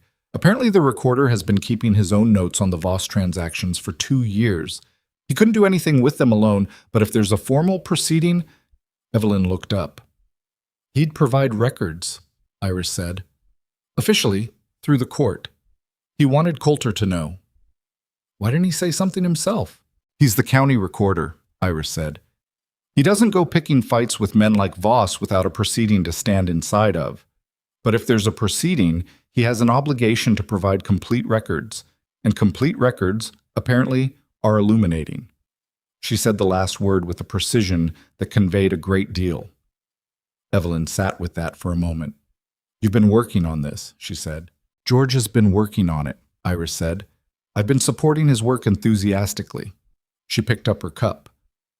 "There's also an old man named Emmett Sorrell. He taught school in this county for 30 years before his eyes got too bad. He's the one who keeps the community ledger. Goes back to the founding of the county, all the land transactions, tax payments, everything that the official records sometimes skip over." She paused. "Emmett's thorough. Always has been. He records when debts get paid, informally, because the community used to settle debts in community ways before the county recorder's office existed. It's not official record, but it's record." Evelyn was very still. "You think Emmett might have something about Daniel's account?" "Daniel Mercer paid money to people in this county over 3 years," Iris said. "Whether any of it touched Voss's loan specifically, I don't know, but Emmett records things. It's worth asking." "Okay." They went to see Emmett Sorrell on a Saturday, Evelyn and Coulter together, while Deke stayed at the ranch with Owen and with the expression of a man who had performed this particular service before and didn't mind it. Emmett lived 2 miles from Harlan Creek, in a house that was barely larger than Hayes Ranch's pantry room, crammed so completely with papers and ledgers and stacked books that moving through it required a specific route that Emmett navigated by memory. He was in his 70s with eyes that had indeed gone partly bad. He wore thick spectacles and had a lamp positioned at a precise angle to his reading chair that suggested long practice compensating for what his eyes couldn't do naturally. He knew who they were. In the way of small communities, he'd heard the situation from some chain of people that included Iris and probably 3 others. Daniel Mercer, he said, when they told him why they'd come. He said it with the particular tone of a man running a search in his own well-organized memory. Miles City, originally, came to Custer County around 1884. You remember him? Evelyn said. I remember the name. I remember it because he paid a debt to Garfield Poole. That's the family that used to run the grain operation east of here before the son moved them to Oregon, paid it in the spring of 1886. Cash payment, $40, against a crop supply debt. I logged it because Poole asked me to. He was already moving through the papers along the east wall, his fingers finding a specific ledger by some sense Evelyn couldn't follow. The reason I remember the payment specifically is that Mercer also noted when he made it that he'd squared his note with the lending company. I wrote it down because he said it with some relief.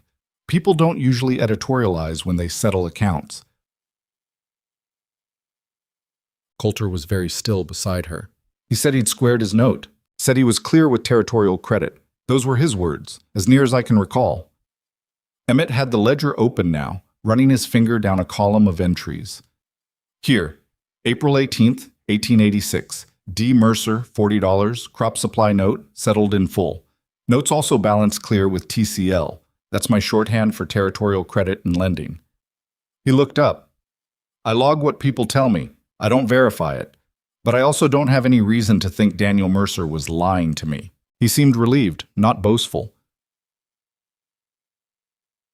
Evelyn felt Coulter's hand at her elbow, steadying, and she realized she'd shifted her weight without meaning to.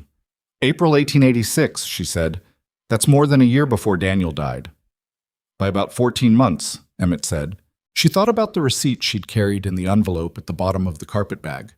She'd paid $200 in March 1887, 11 months after Daniel had apparently told Emmett he was clear. Why would she have paid $200 against a note Daniel had already settled? Because Voss had told her the note was outstanding. Because she'd been 4 months widowed and 6 months pregnant and alone in Miles City with a man in her doorway and papers on a table, and she'd paid what she could pay and signed what she was told to sign and not known enough to ask whether the debt had already been cleared. Mr. Sorrell, Coulter said, his voice very controlled. Would you be willing to bring this ledger to the county courthouse on May 12th? Emmett closed the ledger and held it against his chest.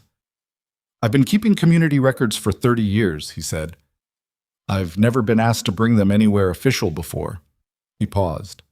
About time someone asked. The 12th of May was a Tuesday, gray-skied and cool, the mountains still holding snow on their upper faces while the valley below had gone fully green. The courthouse was more crowded than Evelyn had expected. She'd thought it would be Voss and his attorney and herself and Coulter and Pritchard in a room the size of a schoolhouse, but the gallery was filled, perhaps 40 people, and she understood from the quality of their attention as she walked in that word had gotten around.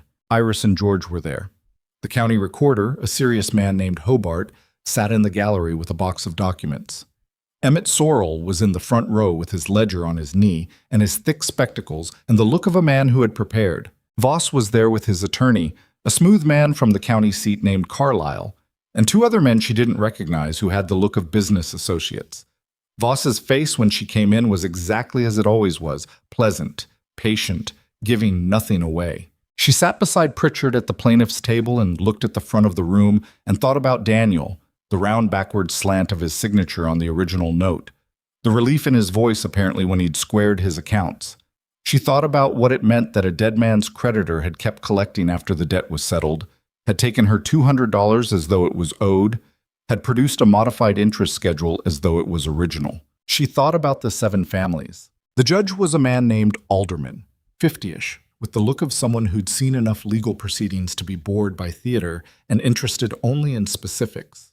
He read the filings with his glasses pushed up on his nose and asked 2 questions before proceedings officially began that told Pritchard, who leaned slightly toward Evelyn and said quietly, "He's read everything." that this was going to be a different kind of hearing than a rubber stamp. Carlyle went first. He was good. Evelyn had to give him that. He presented the original note, the interest schedule, the attachment filing on the Custer County parcel, all of it organized and articulate and positioned as the straightforward collection of a legitimate debt from an estate that had not honored its obligations. He was careful not to be harsh about Evelyn's situation. He framed her as someone who had perhaps not understood her husband's finances, which was its own kind of insult, but delivered so smoothly that only someone listening for it would catch the shape of it. Voss, he said, had been patient. Voss had been reasonable. The law was the law. Pritchard's opening was shorter and organized around a single question. When was this interest schedule created? He introduced Webb's statement first. Aldous Webb, former clerk, now in Butte, whose written deposition described the recopy request and the mismatched numbers with the specific, verifiable detail of someone who had no reason to invent it and some reason not to come forward with it at all. Carlyle objected to the statement's admissibility twice. The judge overruled him both times with a brevity that told Evelyn something. Then Pritchard called Emmett Sorrell. Emmett walked to the witness chair with his ledger and his spectacles, and the deliberate pace of a man who had nowhere to be except where he already was. He stated his name, his occupation for 30 years, the nature of the community ledger, and the entry of April 18th, 1886, in a voice that was quiet but carried in the room with the particular authority of someone who had no personal stake in the outcome and nothing to sell. D. Mercer. Notes also balance clear with TCL. Carlyle's cross-examination of Emmett Sorrell lasted 45 minutes and accomplished nothing except to make very clear, through Emmett's patient, specific, unhurried responses, that Emmett had been keeping accurate records for 30 years, and that this entry was consistent with every other entry in the ledger, and that Daniel Mercer had made the statement in question in the manner of a man reporting a fact, not a hope. Then Hobart, the county recorder, presented the pattern Pritchard had documented in his counter-complaint. 7 families, 6 of them with complete records showing the same structure, notes with territorial credit and lending, interest disputes, property transfers. The judge looked at the 6 folders Hobart provided with an expression that had stopped being neutral about 2 folders in. Voss's face, throughout all of this, had remained what it always was. Pleasant, patient. She watched it and waited. The break came from an unexpected direction. Carlyle, at some point during the recess, must have spoken to Voss because when they reconvened, Carlyle's posture had changed. Something in it slightly less certain, the small physical adjustment of a man whose ground has shifted under him. He asked to approach the bench, and there was a conversation that Evelyn couldn't hear. And then Carlyle returned to the table and leaned over to say something to Voss. And Voss's face, for the first time since she'd met him, showed something underneath the pleasantness. Not guilt. Not quite. But something that had been behind the pleasantness all along, and that the pleasantness had done an excellent job of covering until this particular moment, when there were 40 people in a gallery and 2 retired schoolmaster and a county recorder and a deposition from a former employee and 30 years of community ledger entries all in the same room. The judge dismissed the debt claim in the afternoon. He didn't do it dramatically. He did it the way Judge Alderman apparently did most things, specifically and without decoration. The interest schedule, he said, was not supported by the evidence as the original agreed-upon terms. The community ledger entry constituted credible contemporaneous evidence that the note had been settled or substantially settled prior to the claim now being made. The counter-complaint regarding pattern of fraudulent lending would proceed as a separate matter for further investigation. He referred the document modification question to the Territorial Attorney General's office. Voss's name was not going to disappear from legal proceedings for a long time. Evelyn sat at the plaintiff's table and listened to the judge speak and felt something release in her chest that she hadn't fully known she was holding. Not elation, not the triumphant clarity she'd half imagined. Something quieter. The specific, exhausted relief of a thing that has been pressing on you for so long that you'd stopped feeling it as pressure and had come to mistake it for the ordinary weight of being alive. Coulter was behind the rail in the gallery. She turned and found him, and he was already looking at her, and his face had the open quality she'd learned to watch for. Not managed, not controlled, just there, the way he was when he didn't remember to maintain the distance. She held his gaze for a moment. Then Pritchard was saying something about the next steps. and Iris was already pushing through the gallery toward her with the expression of a woman who had feelings she intended to express, and Emmett Sorrell was returning his ledger carefully to the bag he'd carried it in, 30 years of community records going back to their proper place. Outside the courthouse windows, the valley was green and the mountains were white above the tree line, and the light had the particular quality of a May afternoon that has decided to be generous, the kind of light that doesn't make promises exactly, but that doesn't discourage you from making them yourself. The ride back from the county seat took 2 hours, and they didn't talk much. That wasn't unusual for them. They'd always been comfortable in the particular silence of people who didn't need to fill space with words, but this silence had a different texture than usual. Something had shifted in the courthouse, and they were both still finding their footing in whatever came after it. Coulter drove. Evelyn held Owen on her lap, and Owen, who had spent the day with Deke and was now deeply asleep against her shoulder with the absolute conviction of someone who'd had a big day and finished with it, didn't notice the quiet. The valley came back into view as they crested the low ridge above the ranch road. The familiar layout of it, the barn twice the size of the house, the bunkhouse with smoke from the chimney because Deke had kept the stove going. The pastures showing green now, the first real green of the season, new calves visible in the lower field as small, uncertain shapes near their mothers. It looked like what it was. A working ranch in May, ordinary and ongoing. Evelyn had looked at it every day for 6 months, and it had felt like a temporary thing, a place she was passing through on the way to wherever her permanent life was going to be. Standing on the ridge, looking down at it now, she couldn't locate that feeling anymore. She wasn't sure when it had left. "Deke's going to want to know everything," she said. "Deke already knows the important part," Coulter said. "I'd bet on it." "How?" "Iris," he said. "Iris knows someone who knows someone at the courthouse. By now Deke knows, Russ knows, and Cody has told the story to at least 3 people with additions." She laughed, and it surprised her slightly. The ease of it, how it came without effort. She hadn't laughed easily in a long time before this ranch. She'd laughed, but it had been the kind of laughing that requires a moment of decision, a conscious choosing to find something funny. This was the other kind. Coulter glanced at her sideways when she laughed. He didn't say anything, but the corner of his mouth moved in the way it did when he was allowing himself something he usually didn't allow. They went down the ridge and into the yard. Deke was on the porch. He looked at them when they came in and said, "Well," which covered everything. "Well," Coulter said back, and that was the whole exchange. Inside, the kitchen smelled of something Deke had apparently attempted to cook, which smelled like coffee and goodwill and not much else.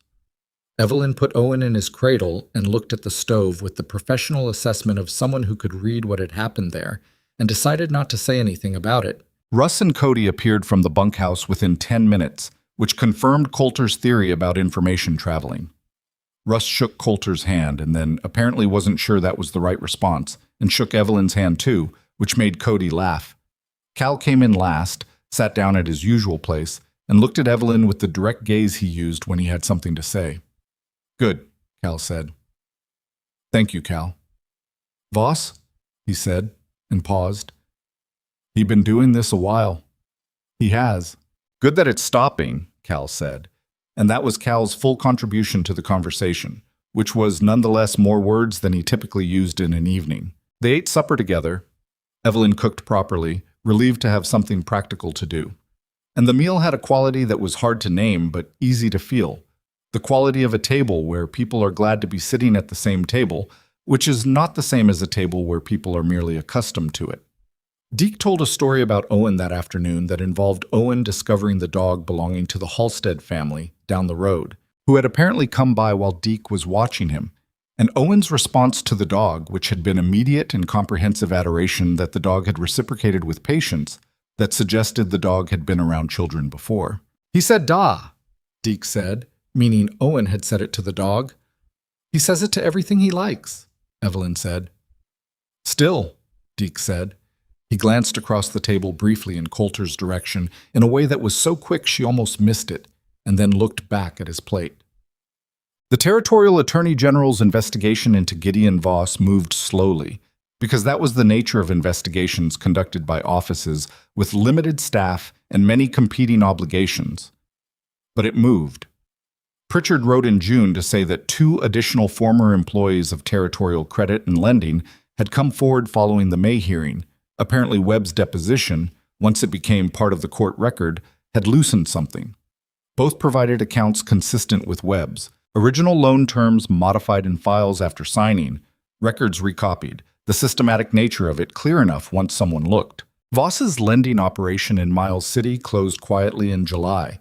The ranch east of the valley continued because the cattle were real and the land was real, and those things didn't depend on paper the way the lending business did. But the machinery of debt that had consumed 7 families and had come within a court hearing of consuming Evelyn too, that was done. Pritchard also managed, through the counter-complaint proceedings, to recover Evelyn's $200 payment from 1887 as a wrongfully collected sum. He wrote about this with the restrained satisfaction of a man who'd fought for something and gotten it, and Evelyn read the letter twice and then sat with it at the kitchen table for a while. $200. The amount she'd handed over to a man in a doorway in Miles City when she was 4 months widowed and 6 months pregnant and out of room to fight. She'd never expected to see it again. She hadn't even included it in her calculations of what she'd lost, because things you hand over under those circumstances tend to leave your accounting along with your pride about them. She folded the letter and put it in the envelope in the carpet bag. Then she took the envelope out and looked at what was in it. The receipt from Miles City, soft from being folded and unfolded. The few letters from Daniel that she'd kept. The document Pritchard had filed formally settling the debt question. The things she'd been carrying. She put the receipt in. She took out the things that were done. She put the envelope back. The carpet bag had started to feel different in her hands. Not lighter exactly. Just like something that was hers rather than something she was running with. But the Custer County parcel turned out to be 40 acres of decent grazing land that Daniel had filed on in 1884 and never developed. With the debt cleared, the attachment was dissolved, and the parcel passed to Evelyn as part of Daniel's estate, hers legally, the first property she'd owned in her own name. Pritchard handled the paperwork and charged her a reduced fee that she suspected was not his standard rate, and she paid it from what she'd saved over the summer because she'd been saving since March with the specific intention of paying her own way wherever possible. She didn't know what to do with 40 acres in Custer County. It was 2 days' ride. It produced nothing currently. But it existed, and it was hers.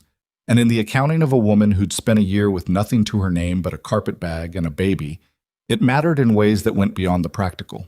She told Coulter about it one evening in August when the kitchen was cool and Owen was asleep, and the ranch had the quiet that came after a full day of summer work. They were at the table, him with his ledger, her with the flying geese quilt she'd been finishing for 3 weeks in the margins of her time. 40 acres in Custer County, she said. He looked up from the ledger. That's yours now? Legally, yes.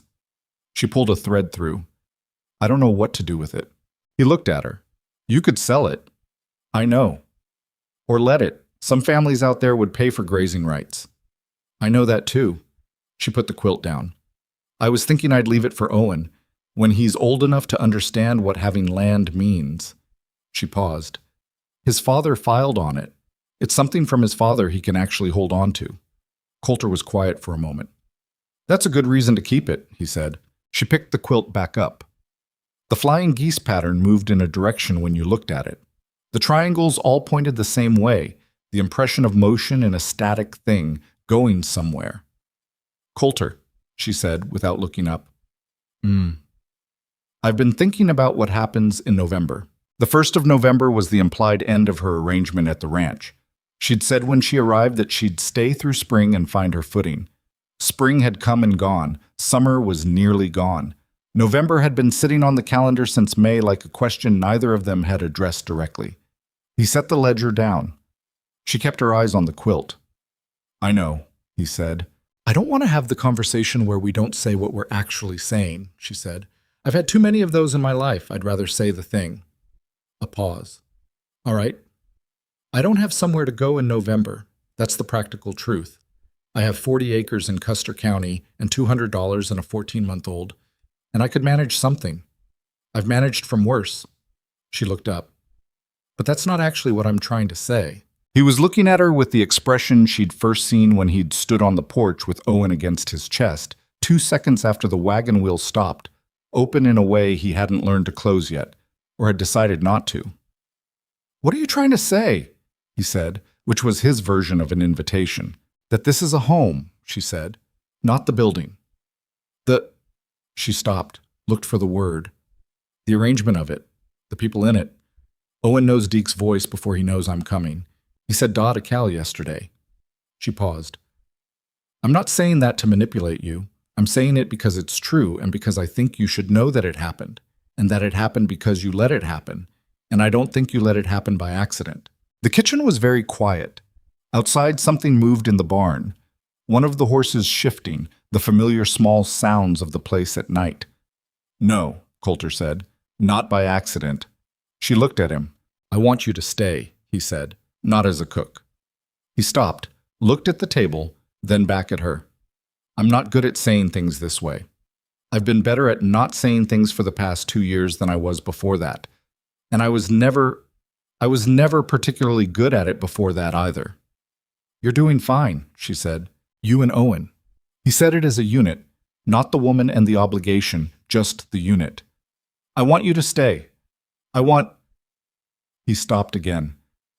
"I want to know what happens next. That's a thing I stopped wanting after Rebecca died. I stopped being interested in what came next." He looked at her steadily. "I'm interested again. That's what I can tell you right now. I'm interested in what comes next, and most of what comes next that I care about involves you being here." She held his gaze for a long moment. She thought about the morning she'd stood on this porch with Owen on her hip and the carpet bag in her hand, every reasonable calculation pointing toward the door closing. She thought about Coulter's face in that moment, the jaw going tight, the weighing of something. She'd held her ground and not flinched, and he'd stepped back from the door and said there's a small room off the kitchen, and she'd walked in before he could reconsider.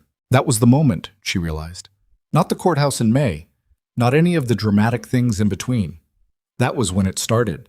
Two people who'd been stripped down to their functional cores by grief and loss, and the ongoing problem of surviving, standing on a porch in October and making a decision that neither of them had fully understood at the time.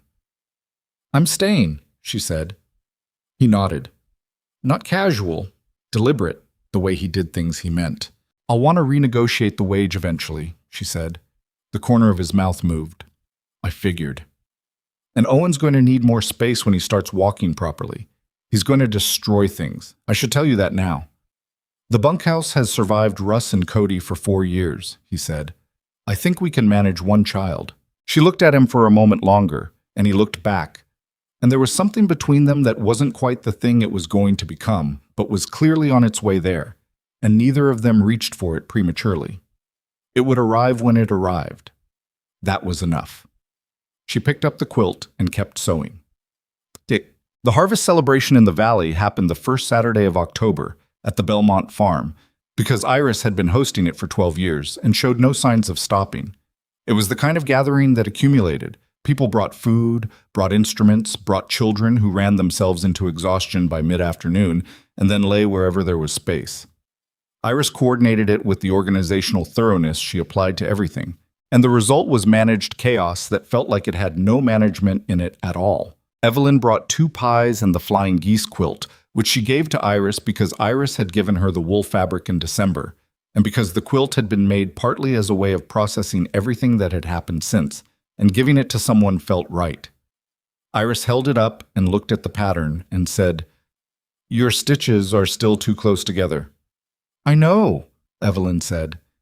"It's a beautiful quilt," Iris said, and folded it over her arm with care. Deke played fiddle. This had apparently become a precedent now, established in the Hayes Ranch kitchen at Christmas, and now expected at any gathering that included him, which Deke pretended to find burdensome and clearly did not. Russ danced badly and enthusiastically, exactly as he had in December, because that was simply who Russ was. Cody had brought a girl from town who looked at him with the particular expression of someone still deciding, and Cody was on his best behavior in the anxious, visible way of a man trying not to be himself and not quite managing it. Cal stood near the food table, which was where Cal always stood, and ate several pieces of pie with the same quiet appreciation he gave everything good. Owen walked. He'd been walking for 2 months, real walking, purposeful walking, the wide-legged, confident stride of a 14-month-old who'd committed to the project and wasn't going back to crawling. He walked through the gathering with the sociability of someone who has never been a stranger anywhere, because he hadn't. He'd been handed around and held and talked to by too many people in his short life to be shy of new ones. He arrived at each adult's knee and looked up and said "da" or something similar, and each adult responded with the particular gentleness that small children extract from people who didn't know they had it. He arrived at Coulter's knee at some point in the afternoon, and Coulter, without looking down first, reached down and picked him up in the one-armed, economical way he'd developed over the summer. The way of a man who'd done a thing enough times that it no longer required his full attention. Owen grabbed Coulter's collar and investigated it, and Coulter stood at the edge of the gathering with this child on his hip, talking to George Belmont about something to do with fencing, and there was nothing deliberate in the picture they made. It was just how it was now. Evelyn saw it from across the yard where she was helping Iris with the food, and she looked for a moment and then looked away, because some things you see clearly only when you're not studying them. Emmett Sorrell was there, which she hadn't expected. He sat in a chair someone had brought out for him, with his thick spectacles and the ledger on his knee. Not because he was working, she understood, but because it was simply a part of him, the way some people carry a particular object that has become an extension of who they are over long enough years. He waved at her when she caught his eye, the small wave of someone who'd been involved in something important and was glad about it, but didn't need to make anything more of it. She went and sat beside him for a while, and they talked about the county and the winter ahead and what Owen was going to be like when he could actually run. And Emmett laughed at that, a dry, real laugh, and said he expected the household was going to find out soon enough. Walking home in the early evening, Owen asleep on Coulter's shoulder, the mountains going dark in stages from the top down while the valley held its last light. Evelyn thought about something Iris had said to her once, back in November, standing at the kitchen door of Hayes Ranch for the first time. This place needs steady. She'd understood it then as a statement about the ranch, about what was missing in the house, in the management of the kitchen, in the daily operations of a place being run by people who were functional but not thriving. She understood it differently now. Steady wasn't a quality you either had or didn't have. It was something you built, in small increments, out of the ordinary materials of daily life. A pot kept warm on the stove, a coat pattern from a drawer, a receipt carried in an envelope, a quilt made in the margins of difficult months. It was built from things that didn't announce themselves as important at the time and turned out to be everything. She'd been looking for steady since Daniel died. She'd been looking for the solid ground, the place to set down the weight and stop moving. She hadn't found it by arriving somewhere specific. She'd found it by staying, by choosing, each day, to stay, and being chosen in return. Owen made a small sound against Coulter's shoulder without waking, the settling sound of deep sleep. "He's getting heavy," she said. "He's fine," Coulter said. She walked beside him on the road, the ranch coming up ahead in the last light, the barn dark against the sky, the kitchen window with its warm square of lamplight that Deke had left burning. The mountains held the last of the color behind them. She thought about the woman who'd walked up this road in October with a carpet bag and a baby, and nothing else. And she thought about what that woman had needed and what she'd found, and whether they were the same thing. They weren't exactly. She'd needed a job and a room. She'd found something that didn't have a clean name yet, but that she was in no hurry to name, because the thing itself was more important than the word for it. What she knew was this: the bravest thing she'd done wasn't fighting Voss in a courthouse or walking 12 miles in October cold, or any of the things that looked, from the outside, like courage. The bravest thing had been standing on a stranger's porch with everything stacked against her, and not flinching when the door opened. Not performing confidence she didn't have, just standing there, steady in her purpose, and letting herself be seen. That was the thing nobody told you about starting over. It wasn't the dramatic moments that saved you. It was the small, sustained ones, showing up before dawn, keeping the stove going, learning the moods of a cast iron pan, staying when you could have left, opening the door when you could have kept it closed. The ranch took them in as they came through the gate, the familiar sounds of it settling around them. The cattle in the lower field, the horses in the barn, the creak of the gate behind them. Owen didn't stir. Coulter held the door for her. She went in. The kitchen was warm, the lamp burning low, the stove holding its heat from the afternoon. It smelled like the place it had become over 8 months of daily work, coffee and wood smoke and something faintly of the bread she'd baked that morning, and the particular warmth of a room that is well used by people who care about being in it. She hung her coat on the hook beside the door. Not the hook she'd been using since October, the second one down that she'd taken because it was available. The first hook. The one that had always been hers, she understood now, from the moment she'd walked in, if she'd been willing to take it. She took it now. Outside, the last light left the sky and the valley went to dark, and the stars came out one by one over the mountains, in no particular hurry, the way things come when you stop waiting for them and simply make a life worth coming to.